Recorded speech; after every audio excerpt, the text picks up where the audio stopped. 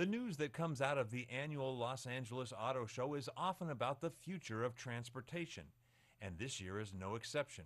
The new concept that we're revealing here at the LA show is a good example of the value of a concept vehicle. It celebrates the brand. It explores new technologies. It explores new vehicle types. And in this case, looking at a micro vehicle or mini vehicle that is also a very premium vehicle as well. General Motors kicked off the show celebrating the 10th anniversary of its Advanced Design Center in North Hollywood. And for many, as the quality of cars today evens out, design has become what separates the brands. The difference between cars these days is really not so much engineering, it's really all about design.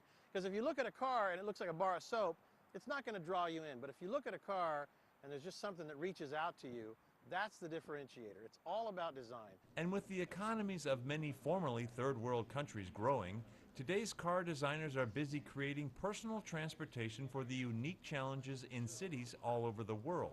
We're a global company. We have design centers around the world. We have design centers in India and in China and Korea, Australia. It's important for us to be here in California. California is the center of a lot of what's happening from a design perspective, in particular from an automobile design perspective. From the Los Angeles Auto Show, I'm Chris Hansen.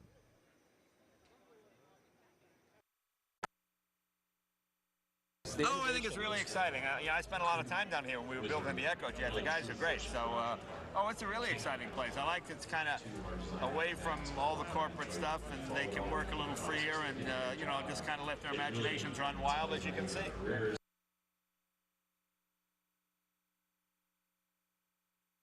In my generation, to see Cadillac go from an old man's car to the hippest, coolest car out there.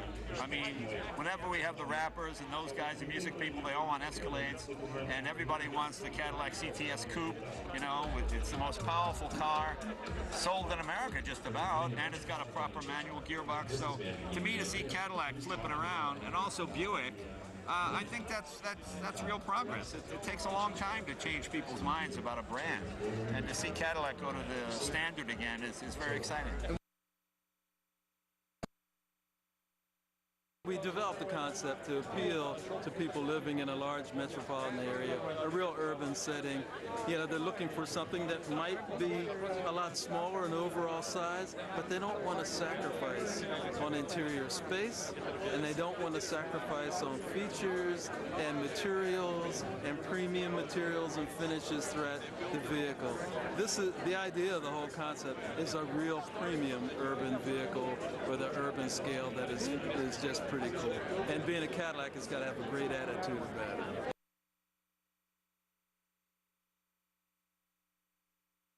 Being here in California, having a presence here is very important to all of us at General Motors. Having an advanced center here that does creative work is important. It's very much a part of the culture here. Very diverse team here in the studio. We do a lot of recruiting from here. And over the years, this studio has turned out some pretty terrific work. Some great concepts, some of which have gone into production. In addition, there's the design work that they have done that has supported the production work that we do in Detroit and in our other centers around the world.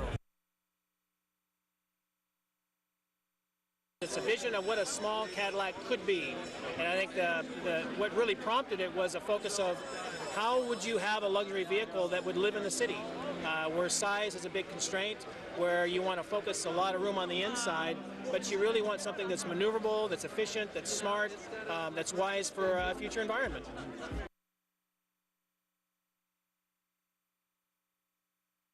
Everything we've done on the car is a focus on the interior environment. So we push the wheels out as far as we can, but still relatively rational, so it's maneuverable in the city. We have a small displacement engine, a 3-cylinder, 1-liter turbocharged engine, which allows great turning for the front wheels, so great maneuverability. But at the same time, we don't want to have a lot of overhangs at the front, so you can park. It's easier to park. It's easier to nose into places. So it just gives you the freedom. Well, it's really different, and it's a beautiful car. It looks very expensive, and it's a great looking car. I think when it comes out, it'll probably be very popular. couldn't really tell if it had a back seat or not. It looked like it was just like a two-seater, but then when I saw the shots of the interior, I couldn't get close enough because everybody else was hogging the space near it. But it looked like this very kind of like its own little, very kind of compact. And then when you look inside, you see that it actually is, 4 people can get inside it. I thought that was cool. It almost had that Doctor Who effect where it looked like it was smaller than it actually is. And then inside it actually seemed pretty roomy. I like the profile. I like that it's kind of low. It's got a kind of a trucky or van kind of feel to it, even though it's got that low sort of car profile. I dig that.